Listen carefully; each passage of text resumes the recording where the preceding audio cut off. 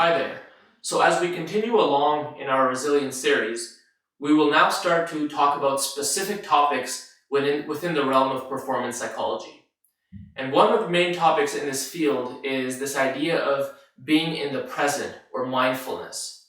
Now, the first thing we need to start with is getting a good definition of what this concept entails. And this is actually quite difficult because even within the academic community, there's no consensus on what exactly is it that we're talking about when we say mindfulness. Now, if you look at the definition, mindfulness is defined as the ability to immerse yourself completely in the present moment.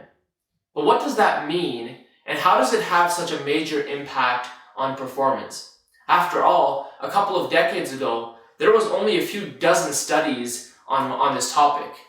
And now there's literally thousands of peer-reviewed journal articles outlining the benefits of mindfulness in business, sports, and life in general.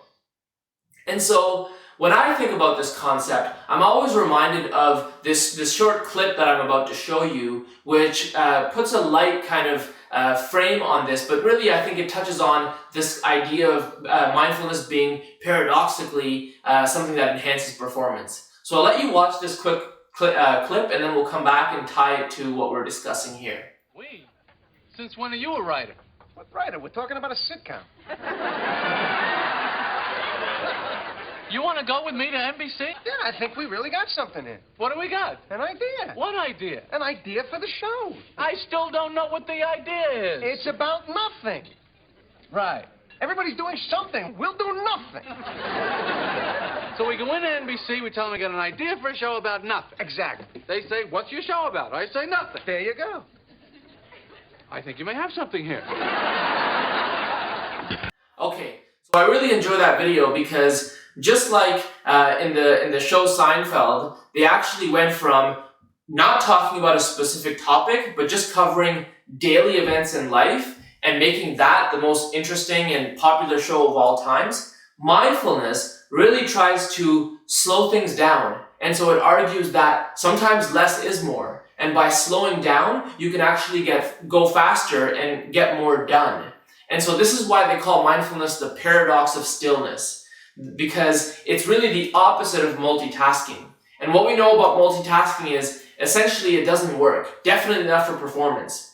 Even though our culture it promotes it at a high level, really we can't focus qualitatively on two challenging tasks at once. At best, we're just frame switching, we're going back and forth. And so for certain jobs, this works. If you're a cook, you can get really good at frame switching. You cut, you slice, and all the other things.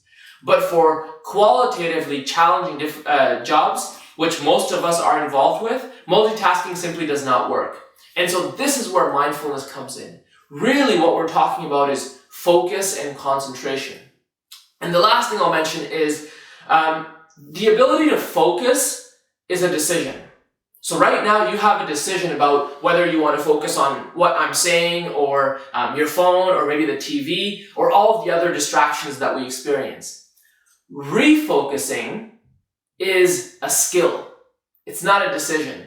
And so what that means is the ability to, even if you decide to concentrate on something, your mind will still naturally wander from it. And so when it does that, can you bring it back? Can you reel it back? And if you do that enough, can you build the habit to concentrate and focus on the task at hand? That's really what we're talking about. And so in our Learn at Lunch sessions, we're going to unpack this further. We're going to go over some case studies of pressure and performance and how this topic is relevant, and then do some practice. We're going to look at some guided mindful practice from clinical psychology and link it to how we can benefit in performance realms.